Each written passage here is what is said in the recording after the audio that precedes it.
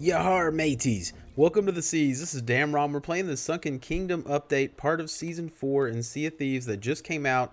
Dropped a bunch of new shrines for us to visit underwater, learn more about the merfolk and the sirens. Really awesome update. If you guys haven't had a chance to get into it, I highly recommend it. It's really fun.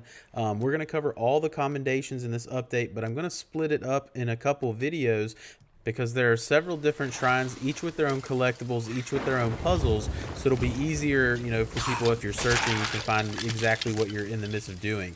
So we're going to cover the Shrine of Ancient Tears in this guide. The first thing I want to mention is the coral message in a bottles. Okay, these are no different than the normal message in the bottles in the sense of where you can find them. You can find them washed up ashore, you can find them in barrels of plenty, you can find them amongst shipwrecks, you can find them from sinking skeleton ships, but essentially these are going to give you a special map that tells you what shrine to go to or what treasury to go to, and if you go there, at the end of it, you'll be able to get Breath of the Sea treasure item. Now you can go to these shrines without those and still get all of the other stuff, get the journals, get other loot in the shrines, but if you go there and you don't have a coral bottle quest active for that shrine or that treasury, you will not find a Breath of the Sea item at the end of it. Alright, so let's get diving into the Shrine of the Ancient Tears. Again, you saw this is in the southeastern portion of the Sea of Thieves, just a little bit east of Thieves Haven, and we're going to dive right down. We're going to head to the very bottom, kind of the northern aspect of this shrine where you can see this shipwreck. Okay, use that as, a point of reference. But when you get down there, just turn around and you'll face the large coral structure, and you're going to be able to see a button thing that you got to interact with in order to get inside the shrine in this air bubble. And now you've put your foot down in the Shrine of Ancient Tears, and we're ready to get going in this shrine. This is probably the longest shrine of these six. It's got kind of the longest puzzles. It's just overall the longest one with a lot more to figure out than the other five in my opinion, but it's super fun. It's pretty cool. You're going to get a chest of ancient tributes at the end of it as well, so that's pretty awesome. So here we go. We're going right in. We're just going to go down this hole again. This is the only way that you can go here, but you're going to kind of walk down this coral and you're going to be opened up into this large room where this kind of well-like structure in the middle of the floor.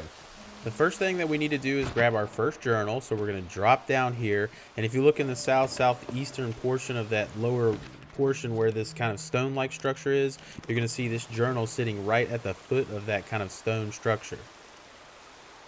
So from that journal, we're going to progress on into the shrine a little bit. Let's head back up the stairs, and what we're going to do is we're going to head all the way back, and we're going to find a ladder that we can climb. And you're going to take that ladder up to get to the second level, and you're going to see some switches on the ground, but don't worry about that. We'll get to that in a minute. The first thing that we need to do is climb up these set of ladders, and we're going to kind of parkour across this coral, and when you get to the other side of the room, you're going to notice a entryway that you can go into the right that's behind this waterfall. Go in there and you're going to climb up these stairs. Again, we're going to jump up this coral here, and when we get through parkouring all of this coral, eventually you're going to come up to kind of the third level of the room, and to the western side is another opening that we can walk in. There's a few treasure items right there that you need to grab. Again, give those to those merfolk statues as I showed you in the previous shrine, but in this room is also a lever, and if you activate that lever, you're going to hear some water kind of activating. Walk out to this kind of stone diving board, and if you look down into that well, you'll see the water is actually lowering. And that's actually the way we need to go. It looks not safe, but it is. There's a little bit of water left, so let's go ahead and jump down in there and break our legs. And when we land in there, right in front of you to the eastern side, you're going to see a altar, like structure, similar to what we've seen in the Tall Tale guides, right, where you've got a brazier on each corner that you need to light. But also on this altar is our second journal, sitting right behind this blue coral on the top, so be sure you grab that. And then after you grab that journal, go ahead and light those 4 braziers around the 4 corners of this altar.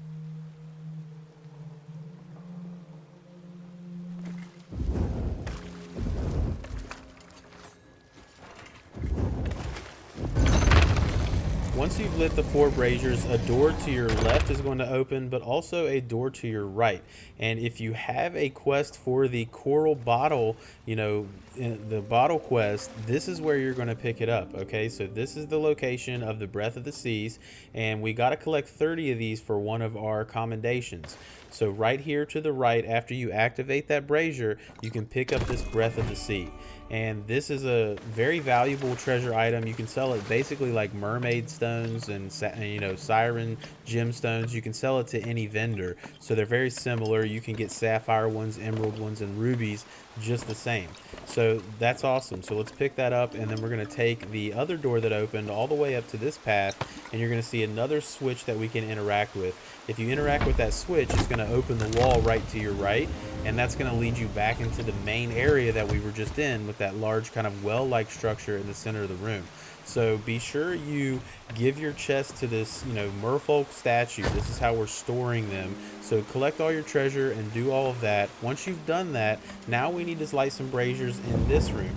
So take your lantern and walk along this path, and we're going to light 4 braziers that are on the inside of this kind of stair-like structure that surrounds the room. All right, and they're not going to go out. This isn't timed. You just need to light them all. And then once you've lit them all, now we're going to look at those stones that you probably, or those switches that you probably noticed on the ground when you were walking over them. We have to do this relatively quickly. There's 4 of them, 1 in each corner, and just kind of sprint around the room, sprint across the stairs. It's not difficult. There's no it's not crazy time, but it is time. If you take too long, you will fail it. So keep that in mind. But once you activate all 4 in a relatively decent amount of time, head back up to the top, and then the east. Now this door is open. There's more loot in here, but also our 3rd journal is right here on the southern portion of this room, sitting on top of a barrel. Once you've grabbed that journal, and I don't know why that's number 5, but it is, but we're going to call it 3.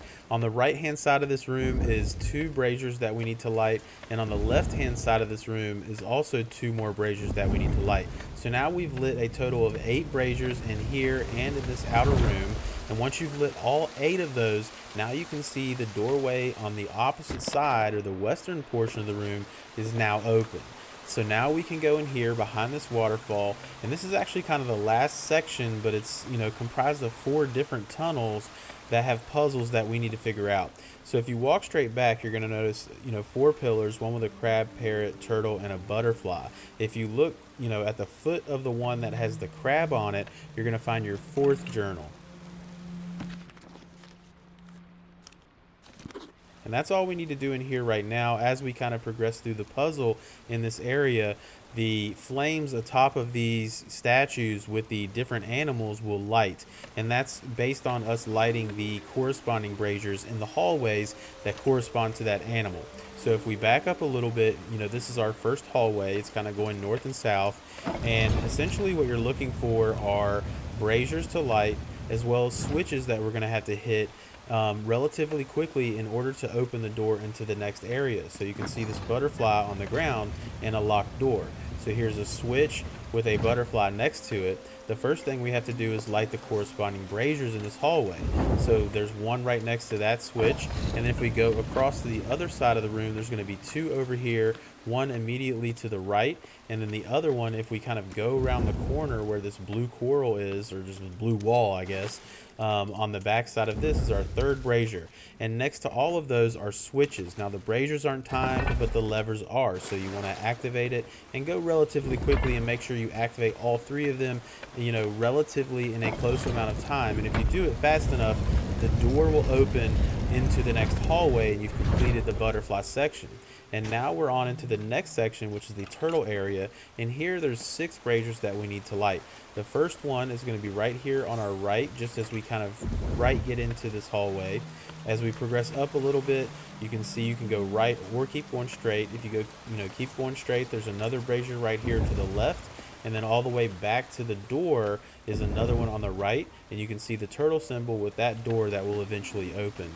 So let's head back, and now we'll go down the hallway where the red coral was, and there's one immediately to the left right here that you need to light. And then when you get to this fork, you can go right and left again. If you go right, you'll see the next brazier in the back of that room, and again there's another lever that we're going to have to hit. And then if we go across from us, you're going to see another brazier right below this switch. So that's 6 braziers that you need to light in this hallway section. So let's go back to the beginning of the turtle hallway just for reference sake. We know where we are, and we're going to go get our final journal. So, from the beginning, we're going to head through that right-hand path through the red coral. When you get here, turn right, and you're going to see a switch to your right and one of the braziers we lit right there. Right in the floor of this room is our final journal. Again, it's label number 3. I don't care. We're calling it 5. It's our 5th journal that we can get in here. Now we need to activate our switches so that we can open the doors in the turtle hallway. So from that journal, again, our first switch was right here to the right. So turn around from that lever and then grab this one right here. And then we're going to go back through that red coral, and this one should be right in front of you if you're coming back through that red coral. So activate those 3, and the door to the next hallway is going to open, but also another door open that we need to go to. Not only is there some treasure in there that you can grab, but there's also 2 more braziers that we need to light in order to have the final puzzle solved in this particular portion of the shrine. So be sure you go back there and light those braziers, collect that treasure. Once you've done that, now you can jump into the next hallway section, which is the Parrot hallway. In this one, we have some more braziers to light. The first one's right here on the left. Then we're going to go around this, circle area, and we're going to have the next brazier on the right. And then right across from a merfolk statue to the left is our 3rd. And the 4th one is right here, kind of just slightly down from the one we just lit. Okay, so for ease sake, we're back at the entry of the, of the Parrot hallway. The difference between this one is the switches. One is actually behind a hidden wall. And from the beginning, you can see this switch right here that's on the right. If you stand on that, then you're going to see this wall open up with the parrot symbol above it. And again, this is the first switch on the ground on the right. So stand on that. And now we can run up there and hit that lever, and then we'll come back to the one where we were standing and hit that lever as well. And then we're going to run all the way around, all the way to the end of this hallway, and we're going to hit our final lever that's going to open the door leading into the last hallway section, which is the crab section. So there's going to be a couple coral enemies that you'll need to fight. One thing I do want to point out about those floor switches, though, just briefly, there's a lot of floor switches that you probably noticed throughout, this shrine. They're not all associated with levers. In fact, some of them will open walls that lead to treasure. So keep that in mind if you do want to find some of the treasure items. Some of those are located with those, switches on the ground. So in the next hallway, we're going to light 4 more braziers. 2 right in that first hallway, go around the corner. The 3rd one's right to the right of the merfolk statue. And the 4th and final one's at the very end of the hallway, kind of sitting in the water. So once you've lit, again, all 4 of those braziers, now we have 3 more switches to hit. And again, for ease sake, we'll start from the beginning of this hallway. So the first one's going to be right there. The second is associated with a switch that we need to stand on that's across from the second brazier. When you stand on that, it's going to open a wall across from you. And again, you have plenty of time to do this. Don't feel overly rushed. And then walk around. When you get into the water, immediately there should be a switch right in front of you. It's going to open the wall behind you. So stand on that, turn around, you'll see the 3rd and final lever behind you that is now open. And now we have actually traversed the entire, animal hallway puzzle sections, and we're back to where we started. So it's a big circle. But now if you go in here where all of those animal kind of, structures are, the flames are lit above them. The door behind them is open. There's some treasure in here. Also, all the coral treasure we need for accommodations. But also there's a switch in the middle of this room that if you stand on that, there'll be more coral treasure in the wall, as well as a chest of ancient tributes. So that's pretty awesome.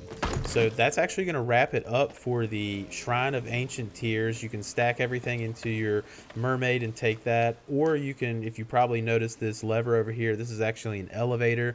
If you want to go back up and kind of explore the exterior of the shrine, you could take this, elevator up, and it'll actually take you back outside, but it's kind of a longer way to get back to your boat. So I hope you guys found that helpful. As always, hopefully I'll see you on the seas.